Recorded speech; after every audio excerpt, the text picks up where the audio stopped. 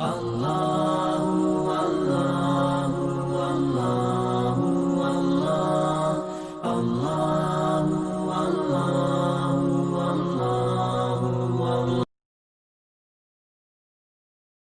1 اجازت کے آداب سکھائیں گے، جو ہم نے کل اس پہ تفصیلی بات کیا تھا۔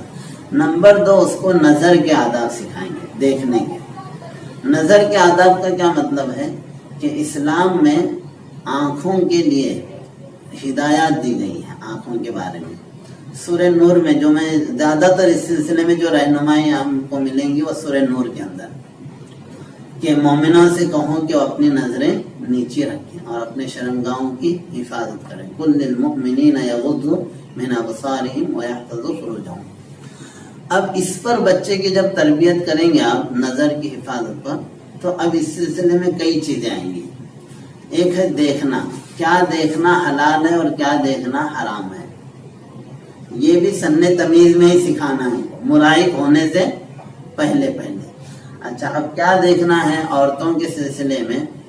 سب میں پہلی بات تو یہ ہے، عورتوں کو 2 قسموں میں کر دیا ہے۔ ایک وہ ہے جو محرم کہلاتی ہے۔ محرم عورتیں جو ہیں، ایک تو نسب کے اعتبار سے، یعنی نسل اور نسب کے اعتبار سے 7 عورتیں ایسی ہیں جو محرم ہیں۔ محرم کا اگر شارٹ میں ہم بولنا چاہیں تو محرم کہتے ہیں ان عورتوں کو جس سے ہمیشہ کے لیے نکاح حرام ہے، جن سے ہمیشہ کے لیے نکاح حرام ہے، ٹیمپرری نہیں۔ جیسے کوئی عورت کسی کی بیوی ہے تو اس سے نکاح دوسرے کا جائز نہیں ہے، لیکن ٹیمپرری ہے نا، یعنی یہ ممکن ہے، پاسبلٹی ہے کہ وہ آدمی طلاق دے یا یہ آدمی مر جائے، مطلقہ ہو جائے، بیوہ ہو جائے، تو پھر یہ دوسرا شادی کر سکتا ہے، تو اس کو حرام نہیں بولیں گے، یہ وقتی ہے۔ ایک وہ عورتیں ہیں جن سے شادی کبھی ہو ہی نہیں سکتی، ممکن ہی نہیں ہے، پاسبل ہی نہیں ہے، ہمیشہ کے لیے حرام ہے، تو ویسی عورتوں کو کہتے ہیں محرم۔ اب محرم جو عورتیں ہیں نا، نسب کے اعتبار سے 7 ہیں، نسب کے اعتبار سے کتنے ہیں؟ 7 ہیں، اور شادی کی وجہ سے 4 ہیں، سمجھ رہے؟ شادی کی وجہ سے کتنی عورتیں ہیں ایسی؟ 4 ہیں۔ اب نسب کے اعتبار سے جو 7 ہیں وہ کون کون ہیں؟ اس کو جو ہے نا اللہ تعالیٰ نے 4 پارے کے آخری صفحے پہ بیان کیا ہے۔ حرمت علیکم امہاتکم، تمہاری مائیں، وبناتکم، تمہاری بیٹیاں، اور واخواتکم، تمہاری بہنیں، تو ماں، بیٹی، بہن، پھر اس کے بعد جو ہے بھانجی، ٹھیک ہے، بھتیجی، کتنے ہوئے؟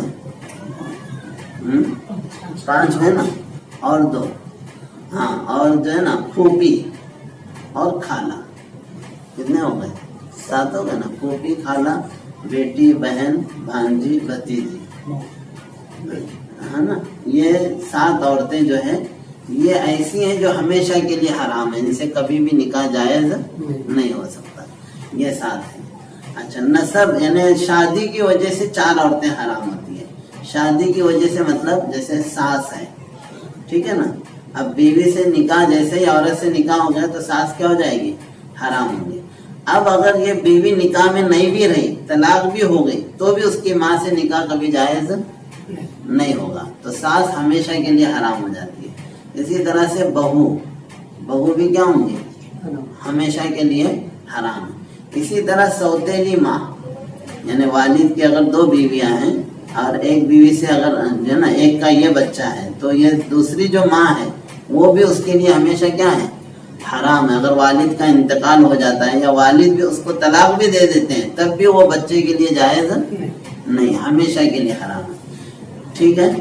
اسی طرح سے فرض کرو گود میں جو بچی ہے، گود میں بچی کا مطلب سمجھنا ہوگا تھوڑا سا، کہ ایک عورت کی بچی تھی، ٹھیک ہے نا، عورت کی بیٹی تھی، انہیں بیوہ ہو گئی یا اسے طلاق ہو گئی، اب اس عورت نے کسی اور مرد سے شادی کر لیا اور وہ مل لی ہے، تو وہ جو بچی اس کے ساتھ آئی ہے دوسرے شوہر کی، وہ بچی اس مرد کے لیے کیا کہلائے گی؟ گود کی بچی، سمجھ رہے؟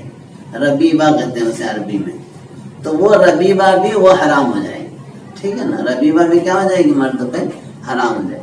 تو شادی کی وجہ سے 4 عورتیں اور نسب کے اعتبار سے 7 عورتیں۔ اچھا، اور ایک چیز، دودھ پلانے کی وجہ سے بھی وہ سب رشتے حرام ہو جائیں گے جو شادی کے نسب کے اعتبار سے حرام ہوتے ہیں. یعنی دودھ اگر کسی عورت نے سمجھو دودھ پلایا کسی بچے کو تو وہ عورت بھی اس کے لیے کیا ہو جائیں گی؟ حرام ہو جائیں گی. اچھا، یہ دودھ پلانا جو ہے نا مدت رضاعت میں ہے. مدت یعنی 2.5 سال کے بچے تک اگر اس نے دودھ پلایا ہے، اگر 2.5 سال کا بچہ ہونے تک دودھ پلایا ہے تو وہ بچہ کیا ہو جائے گا؟ اس کا رضاعی بیٹا بن جائے گا. وہ بیٹا ایسا ہی بنتا ہے جیسے نسب کے اعتبار سے.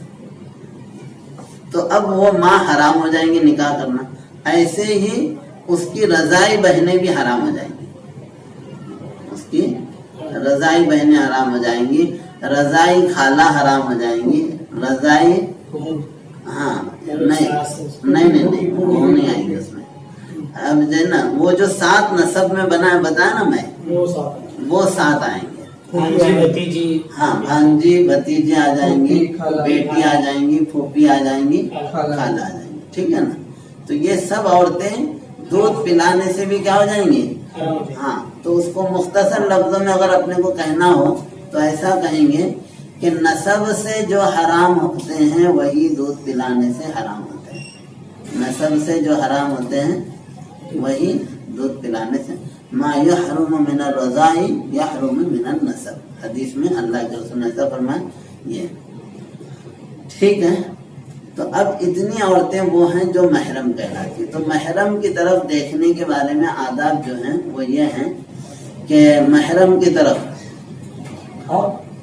اگر عورت محرم ہے تو وہ آدھا آدمی دیکھ سکتا ہے جس کے دیکھنے کی اجازت ہے. جیسے سمجھیے کہ چہرہ ہے، ٹھیک ہے نا، چہرہ دیکھ سکتا ہے، ہاتھ دیکھ سکتا ہے، اسی طرح سے پیر دیکھ سکتا ہے. ٹھیک ہے نا.